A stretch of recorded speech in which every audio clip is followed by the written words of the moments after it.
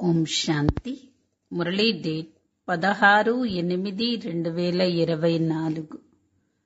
ఈరోజు బాబా చెప్తున్నారు, మనందర్నీ విదేహీలుగా తయారు చేయటం కోసం విదేహీ తండ్రి మనందరికీ చదివిస్తున్నారు. పదే పదే బాబా ఒకే విషయాన్ని ఎందుకు చెప్తారు అని అంటారు. ఎందుకు చెప్తాడు బాబా పదే పదే?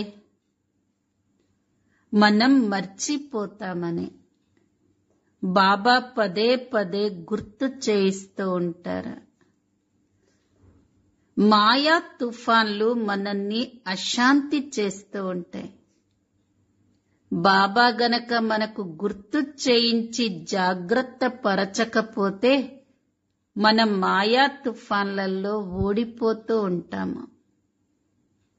ఒక్కటి మర్చిపోతాము అని బాబా పదే పదే గుర్తు చేయిస్తారు. రెండు, మాయ మనల్ని అశాంతి చేస్తుంది.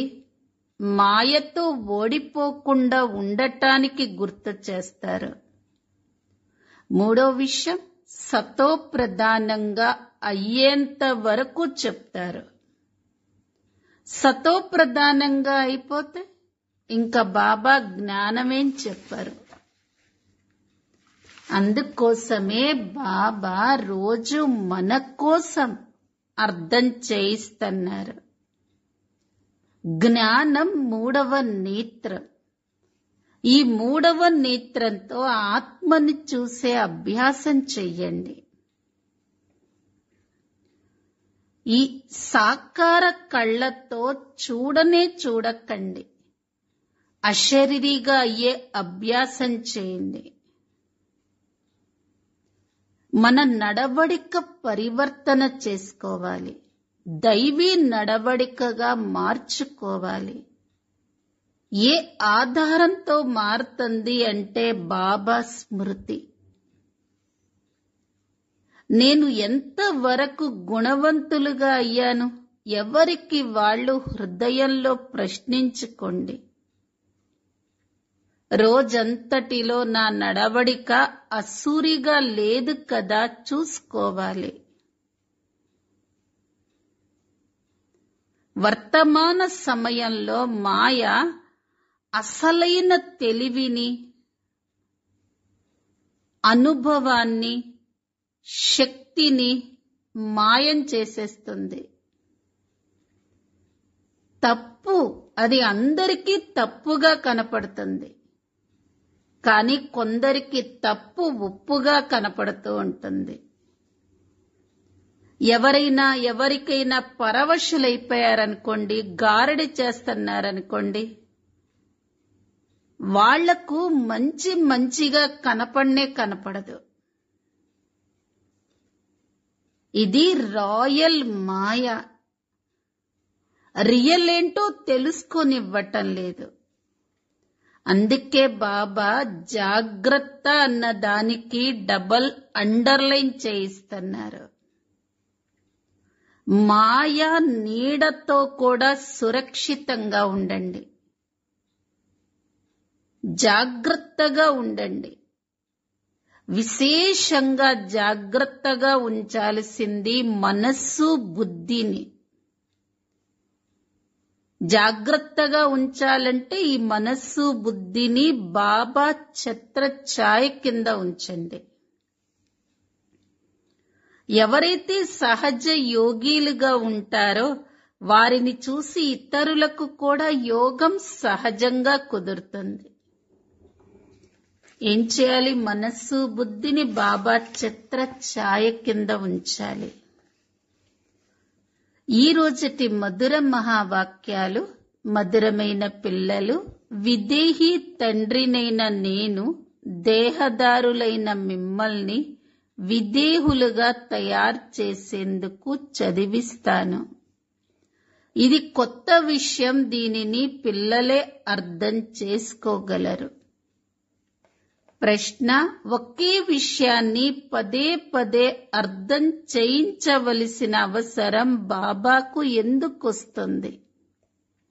జవాబు: ఎందుకంటే పిల్లలు గడియ గడియ మర్చిపోతారు. కొంతమంది పిల్లలు బాబా అయితే అదే విషయాన్ని పదే పదే అర్థం చేయిస్తారు అని అంటారు. పిల్లలు నేను తప్పకుండా అదే విషయాన్ని పదే పదే వినిపించవలసి వస్తుంది, ఎందుకంటే మీరు మర్చిపోతూ ఉంటారు. మిమ్మల్ని మాయా తుఫాన్లు హైరానా పరుస్తూ ఉంటాయి. నేను మిమ్మల్ని రోజు అప్రమత్తం చెయ్యకపోతే మీరు మాయా తుఫాన్లలో ఓడిపోతారు అని బాబా అంటారు. ఇప్పటి వరకు మీరింకా సతో ప్రధానంగా ఎక్కడ అయ్యారు? ఎప్పుడైతే అలా అయిపోతారో అప్పుడు ఇక వినిపించటం ఆపేస్తాను అని బాబా అంటారు. ఓం శాంతి. దీనిని విచిత్రమైన ఆత్మిక చదువు అని కూడా అంటారు. కొత్త ప్రపంచమైన సత్యుగంలో కూడా దేహదారులే ఒకరినొకరు చదివించుకుంటారు.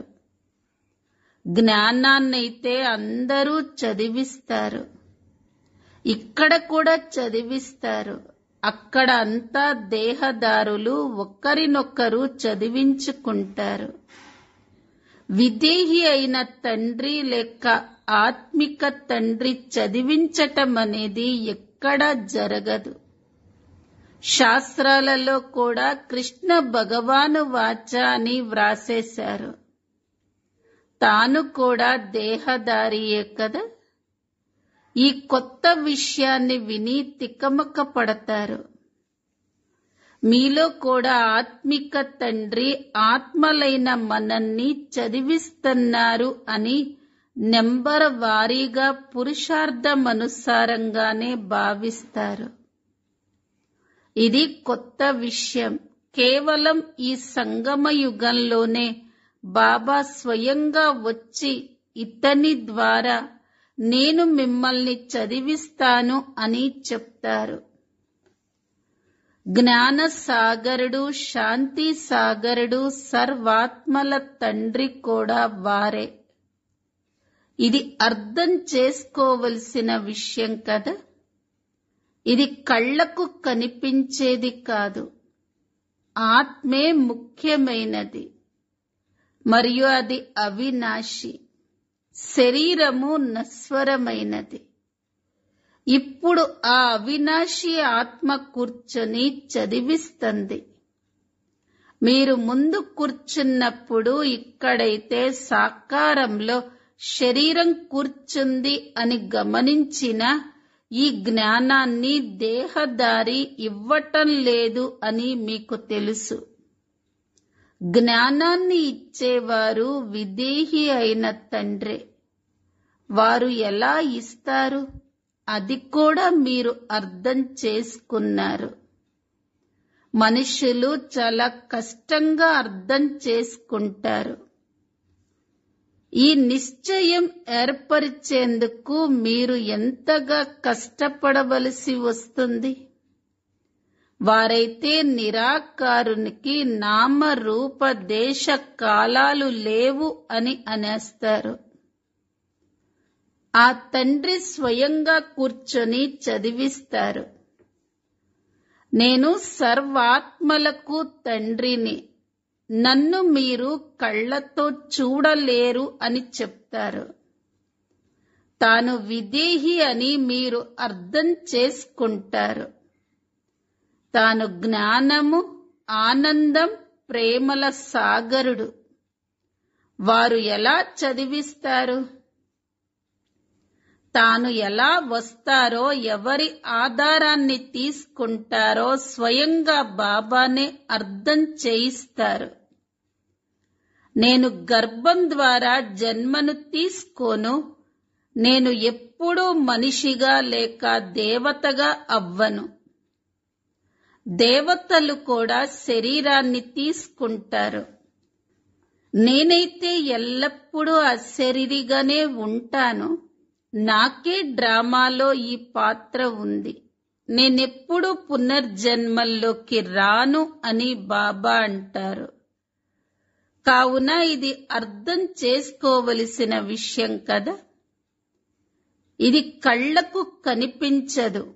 వారైతే కృష్ణ భగవాను వాచ అని భావిస్తారు. భక్తి మార్గంలో ఎటువంటి రథాలను తయారు చేశారో చూడండి. పిల్లలు, మీరు తిక్కమక్క పడటం లేదు కదా అని బాబా అడుగుతారు.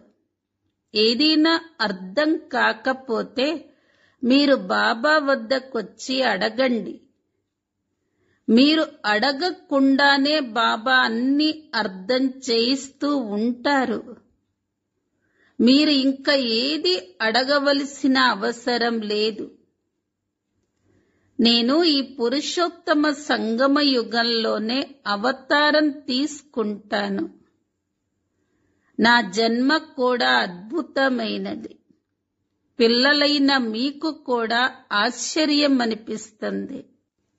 వీరు మిమ్మల్ని ఎంత పెద్ద పరీక్షను పాస్ చేయిస్తారు.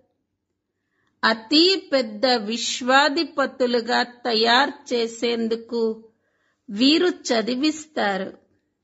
ఇది అద్భుతమైన విషయం కదా. హే ఆత్మల్లారా, ప్రతి 5000 సంవత్సరాల తర్వాత నేను మీకు సేవ చేసేందుకు వస్తాను.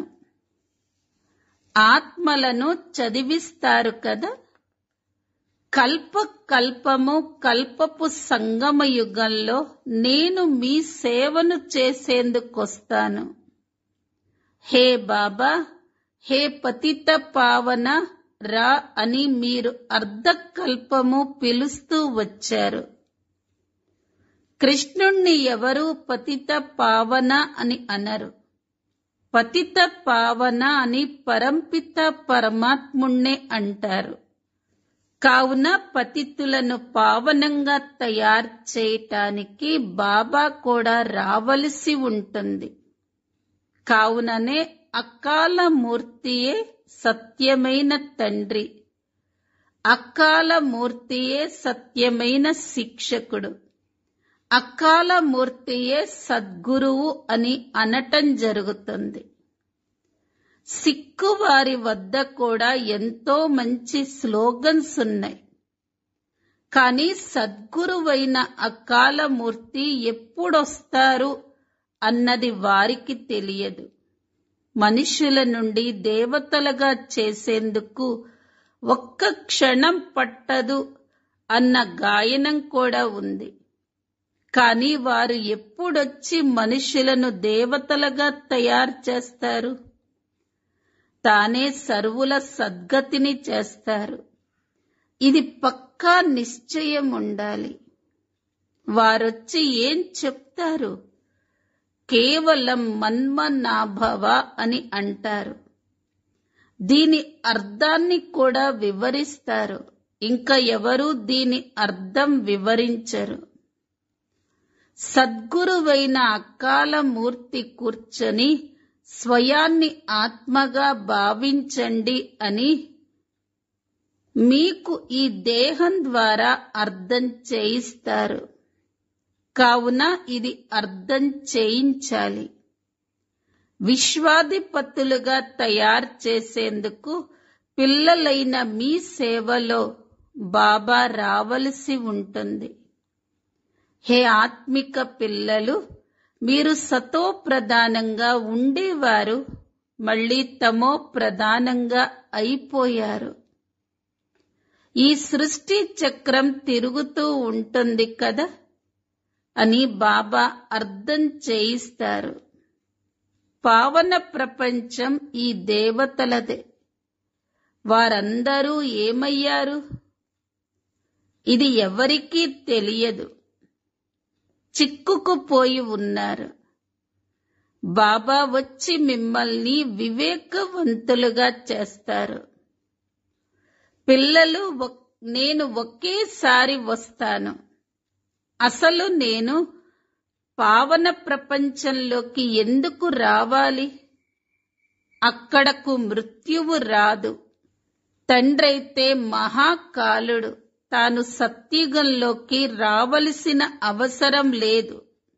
అక్కడికి మృత్యువు రాదు, అలాగే మహాకాలుడు రారు. వీరొచ్చి ఆత్మలందరినీ తీసుకువెళతారు. సంతోషంగా వెళతారు కదా?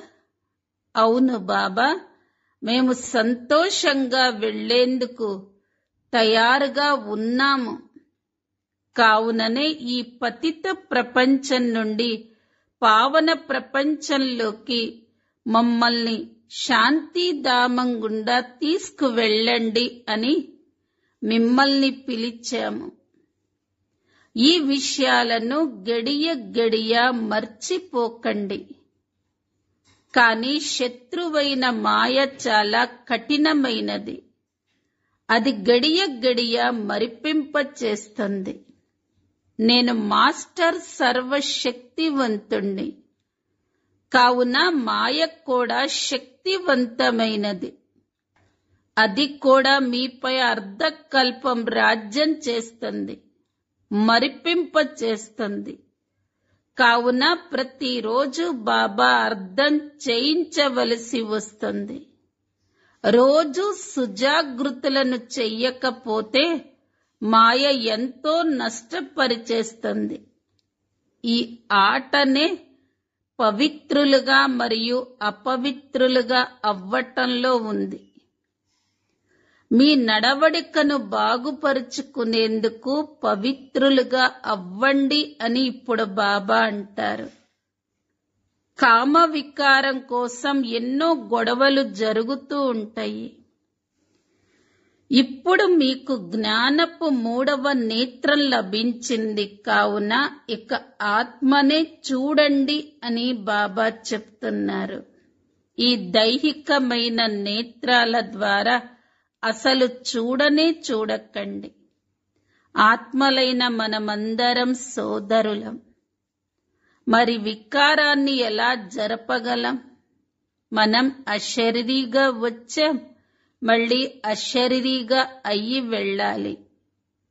ఆత్మ సతో ప్రధానంగా అయ్యి వచ్చింది, మళ్ళీ మధురమైన ఇంటికి సతో ప్రధానంగా అయ్యి వెళ్ళాలి. ముఖ్యమైనది పవిత్రత విషయమే. రోజు అదే విషయాన్ని అర్థం చేయిస్తున్నారే అని మనుషులంటారు. అది నిజమే, కానీ ఏదైనా అర్థం చేయించబడ్డదో దానిపై నడవాలి కదా.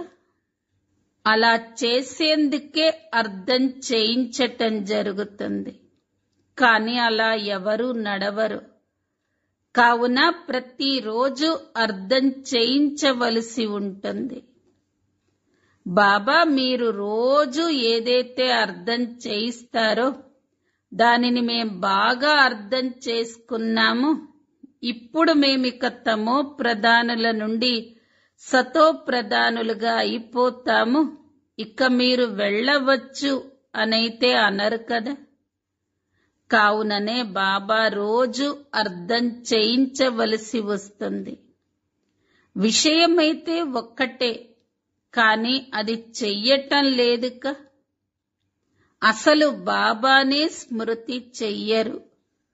బాబా గడియ గడియ మర్చిపోతున్నాము అని అంటారు.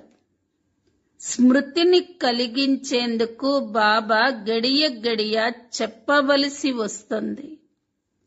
స్వయాన్ని ఆత్మగా భావిస్తూ పరమాత్ముణ్ణి స్మృతి చేసినట్లయితే మీ పాపాలు అంతమైపోతాయి అని మీరు కూడా ఒకరికొకరు ఇదే అర్థం చేయించుకుంటూ ఉండండి.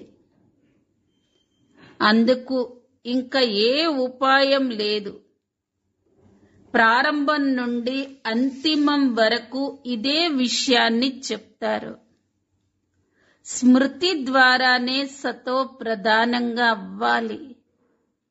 బాబా మాయా తుఫాన్లు మరిపింపచేస్తున్నాయి అని స్వయము వ్రాస్తారు. బాబా అప్రమత్తం చెయ్యకుండా వదిలేయాలా? నెంబర్ వారీగా పురుషార్థమనుసారంగా ఉన్నారు అని బాబాకు తెలుసు.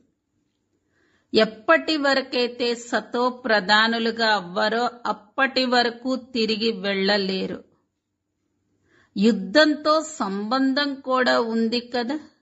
ఎప్పుడైతే మీరు నెంబర్ వారీగా పురుషార్థమనుసారంగా సతో ప్రధానులుగా అవుతారో అప్పుడే యుద్ధం జరుగుతుంది. జ్ఞానమైతే ఒక్క క్షణ విషయం. అనంతమైన తండ్రిని పొందాక ఎప్పుడైతే పవిత్రంగా అవుతారో అప్పుడిక వారి నుండి అనంతమైన సుఖం లభిస్తుంది. పురుషార్థం చాలా బాగా చెయ్యాలి.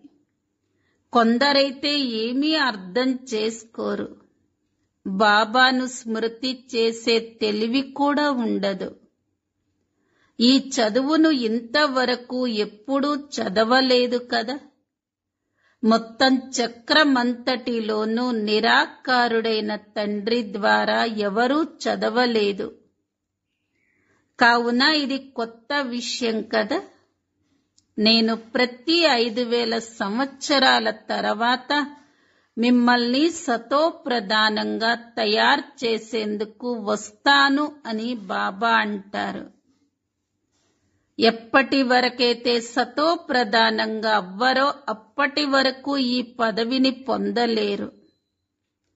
ఏ విధంగా ఇతర చదువులలో ఫెయిల్ అయిపోతారో అలాగే ఇందులో కూడా ఫెయిల్ అయిపోతారు. శివ్ బాబాను స్మృతి చెయ్యటం ద్వారా ఏం లభిస్తుంది అన్నది ఏమీ అర్థం చేసుకోరు.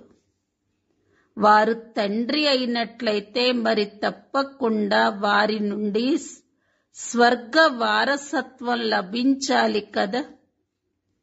బాబా ఒకేసారి అర్థం చేయిస్తారు. తద్వారా మీరు దేవతలుగా అవుతారు. ఆ తర్వాత పాత్రను అభినయించేందుకు నెంబర్ వారీగా అందరూ వస్తారు. ఈ విషయాలన్నీ వృద్ధుల బుద్ధిలో కూర్చోవు. కావున స్వయాన్ని ఆత్మగా భావిస్తూ బాబాని స్మృతి చేస్తూ ఉండండి అని బాబా చెప్తారు. ఆ ఒక్క శివ్ బాబానే ఆత్మలందరికీ తండ్రి. శారీరక తండ్రి అయితే ప్రతి ఒక్కరికి వేరువేరుగా ఉన్నారు. శివ్ బాబా అయితే నిరాకారుడు. వారిని స్మృతి చేస్తూ చేస్తూ పవిత్రంగా అయ్యి శరీరాన్ని వదిలి మళ్లీ బాబా వద్దకు చేరుకోవాలి. బాబా అయితే ఎంతో అర్థం చేయిస్తారు. కాని అందరూ ఏకరసంగా అర్థం చేసుకోరు కదా. మాయ మరిపింప చేస్తుంది. దీనినే యుద్ధము అని అంటారు. బాబా ఎంత బాగా అర్థం చేయిస్తారు. ఎన్ని విషయాల స్మృతిని కలిగిస్తారు. ముఖ్యమైన తప్పులు ఏవైతే జరిగాయో వాటి లిస్టును తయారు చెయ్యండి. 1 తండ్రిని సర్వవ్యాపి అని అనటం. భగవాను వాచ నేను సర్వవ్యాపిని కాదు, ఈ పంచవికారాలే సర్వవ్యాపి. ఇది చాలా పెద్ద పొరపాటు. రెండవది, గీతా భగవంతుడు కృష్ణుడు కాదు, పరంపిత పరమాత్మ అయిన శివుడు. ఈ పొరపాట్లను తీర్చిదిద్దుకున్నట్లయితే దేవతలుగా అయిపోతారు. ఈ విధంగా ఈ పొరపాట్ల కారణంగానే భారతదేశం పావనం నుండి పతితంగా అయిపోయింది అని మేము అర్థం చేయించాము అని ఇంతవరకు ఏ పిల్లలు వ్రాయలేదు. అది కూడా చెప్పవలసి ఉంటుంది. భగవంతుడు సర్వవ్యాపి ఎలా అవుతాడు? భగవంతుడైతే ఒక్కడే. అతనే ఉన్నతోన్నతమైన తండ్రి, ఉన్నతోన్నతుడైన శిక్షకుడు, ఉన్నతోన్నతుడైన సద్గురువు. ఇలా ఏ దేహదారిని ఉన్నతోన్నతమైన తండ్రి, టీచర్, సద్గురువు అని అనలేరు. కృష్ణుడైతే మొత్తం సృష్టి అంతటిలోనూ అందరికన్నా ఉన్నతమైనవాడు. సృష్టి సతో ప్రధానంగా ఉన్నప్పుడు అతను వస్తాడు. మళ్ళీ సతోలో శ్రీరాముడు, ఆ తర్వాత నెంబర్ వారీగా తమ సమయమనుసారంగా వస్తారు. అందరి వికారాలను తీసుకుంటూ తమ కంఠం నల్లగా అయిపోయింది అని శాస్త్రాలలో చూపిస్తారు. కానీ ఇప్పుడైతే అర్థం చేయిస్తూ గొంతు ఎండిపోతుంది. విషయం ఎంత చిన్నది, కానీ మాయ ఎంత శక్తివంతమైనది. నేను ఈ విధంగా గుణవంతునిగా సతోప్రధానంగా అయ్యానా అని ప్రతి ఒక్కరూ తమ హృదయాన్ని తాము ప్రశ్నించుకోండి. ఎప్పటి వరకైతే వినాశనం జరగదో అప్పటి వరకు మీరు ఎంత కష్టపడినా కర్మాతీత స్థితిని పొందలేరు అని బాబా అర్థం చేయిస్తారు. మొత్తం సమయమంతా శివ్ బాబానే కూర్చొని స్మృతి చెయ్యండి, ఇంకేమీ మాట్లాడకండి. బాబా, ఇక యుద్ధానికి ముందే నేను కర్మాతీత స్థితిని పొంది చూపిస్తాను అని ఇలా ఎవరైనా వెలువడటం డ్రామాలో ఉండదు. మొదటి నెంబర్లో ఒక్కరే వెళ్ళాలి. నేను కూడా ఎంతగా కష్టపడవలసి వస్తుంది అని ఇతడు కూడా అంటాడు. మాయైతే ఇంకా శక్తివంతంగానే అయి వస్తుంది. నాకైతే పక్కనే శివబాబా కూర్చొని ఉన్నారు, అయినా కానీ నేను స్మృతి చెయ్యలేకపోతాను, మర్చిపోతాను అని స్వయంగా బాబా కూడా అంటారు. నాతో బాబా ఉన్నారు అని భావిస్తాను, అయినా కానీ స్మృతి చెయ్యవలసి ఉంటుంది కదా. ఏ విధంగా మీరు స్మృతి చేస్తారో నేను అలాగే చేస్తాను. నేనైతే పక్కనే ఉన్నాను కదా అని సంతోషపడిపోవటం కాదు. నన్ను నిరంతరం స్మృతి చెయ్యండి అని బాబా చెప్తారు. తోడుగా ఉన్న నీవు రుస్తంవు, నీకైతే ఇంకా ఎక్కువ తుఫాన్లొస్తాయి. లేకపోతే పిల్లలకు ఎలా అర్థం చేయించగలవు? ఈ తుఫాన్లన్నీ నిన్ను దాటి వెళతాయి. వారికింత సమీపంగా కూర్చున్న నేను కూడా కర్మాతీత స్థితిని పొందలేకపోతున్నాను. మరిక ఇతరులు ఎలా అవ్వగలరు? ఈ లక్ష్యం చాలా ఉన్నతమైనది. డ్రామానుసారంగా అందరూ పురుషార్థం చేస్తూ ఉంటారు. బాబా, మేము మీకన్నా ముందు కర్మాతీత స్థితిని పొంది అలా అయ్యి చూపిస్తాము అని ఎవరైనా ప్రయత్నించి చూపించండి. కానీ అలా జరగదు. ఈ డ్రామా రచింపబడి ఉంది. మీరు ఎంతో పురుషార్థం చెయ్యాలి. ముఖ్యమైన విషయమంతా నడవడికయే. దేవతల నడవడిక మరియు పతిత మానవుల నడవడికలలో ఎంత తేడా ఉంది? మిమ్మల్ని వికారుల నుండి నిర్వికారులుగా తయారు చేసేవారు శివ్ బాబానే. కావున ఇప్పుడు పురుషార్థం చేసి బాబాని స్మృతి చెయ్యవలసి ఉంటుంది. వారిని మర్చిపోకండి. పాపం అబలలు పరవశమై ఉన్నారు, అనగా రావణుడికి వశమై ఉన్నారు. కావున యుద్ధం నడుస్తుంది. అంతేకాని రాముడు మరియు రావణుడి యుద్ధం జరగదు. బాబా పిల్లలైన మీకు భిన్న భిన్న రకాలుగా రోజు అర్థం చేయిస్తూ ఉంటారు. మధురాతి మధురమైన పిల్లలు స్వయాన్ని తీర్చిదిద్దుకుంటూ ఉండండి. రోజు రాత్రి వేళలో రోజంతటిలో ఎటువంటి అసూరి నడవడిక నడవలేదు కదా అని చార్ట్ చూసుకోండి అని బాబా అర్థం చేయిస్తారు. తోటలో పూలు నెంబర్ వారీగా అయితే ఉంటాయి కదా, 2 పూలు ఒకే విధంగా ఎప్పుడూ ఉండవు. ఆత్మలందరికీ తమ తమ పాత్ర లభించి ఉంది.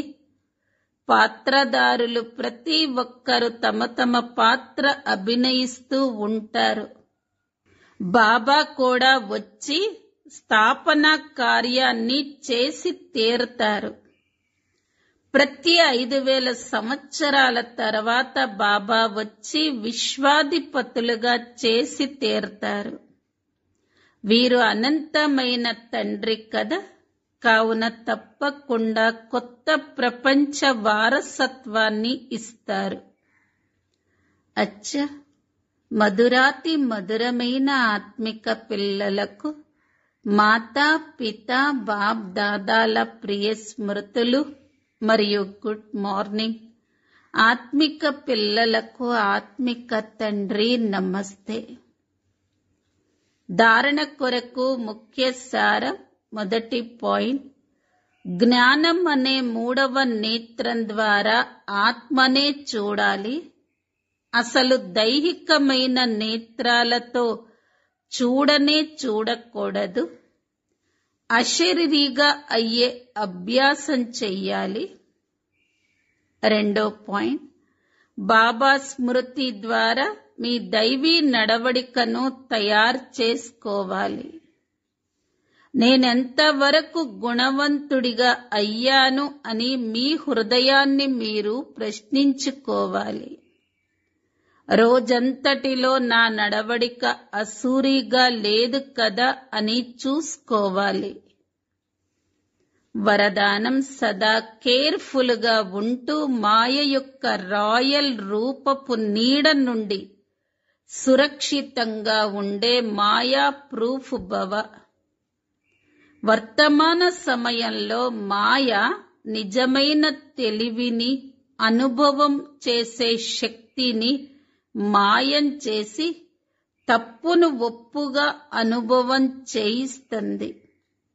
ఎవరైనా ఇంద్రజాలం చేసినప్పుడు పరవశులైపోయినట్లుగా ఈ రాయల్ మాయ రియల్ ని తెలుసుకోనివ్వదు. కావున బాప్ దాదా అటెన్షన్ కు డబల్ అండర్లైన్ చేయిస్తున్నారు. మాయ నీడ నుండి కూడా సురక్షితంగా ఉంటూ మాయా ప్రూఫ్గా అయిపోయే అంత కేర్ఫుల్ గా ఉండండి. విశేషంగా మనస్సు, బుద్ధిలను బాబా ఛత్ర ఛాయ యొక్క ఆధారంలోకి తీసుకురండి. స్లోగన్, ఎవరైతే సహజ యోగిలుగా ఉంటారో వారిని చూసి ఇతరులకు కూడా యోగం సహజంగా కుదురుతుంది. అవ్యక్త ప్రేరణ పాయింట్, నేను ఉన్నదే కల్పకృత విజయీ ఆత్మను. ఈ స్మృతితో స్వయాన్ని సాహసవంతులుగా మార్చుకోవాలి. మేము సర్వశక్తివంతుడు తండ్రి పిల్లలం, మాస్టర్ సర్వశక్తివంతులం. ఈ స్మృతితో ధైర్యం వచ్చేస్తుంది.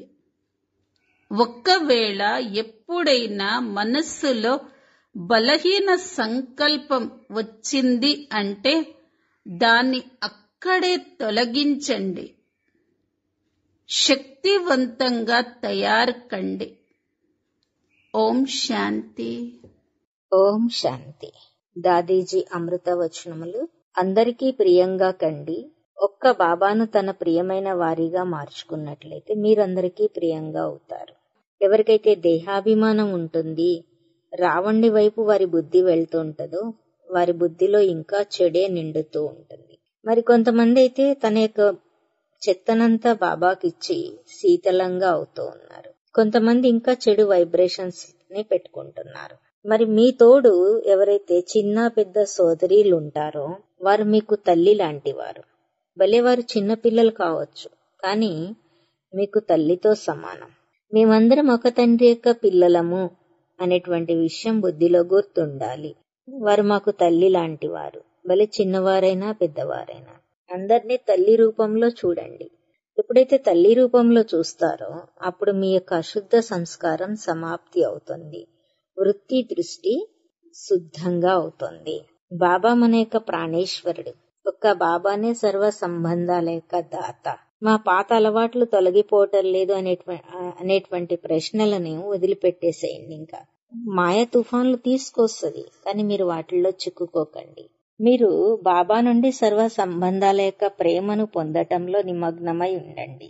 మధురాతి మధురమైన బాబా మనకు హెడ్ కూడా ఉన్నారు. అప్పుడప్పుడు బాబాని సఖునిగా చేసుకోండి. మనసు విషయాలన్నీ అతనికి వినిపిస్తూ ఉండండి.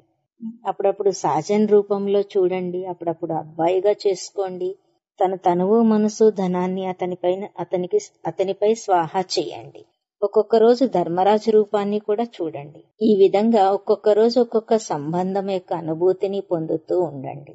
అదే సంబంధంతో ఆత్మిక సంభాషణ చేసినట్లయితే దైహిక సంబంధాల ఆకర్షణ సమాప్తి అవుతుంది.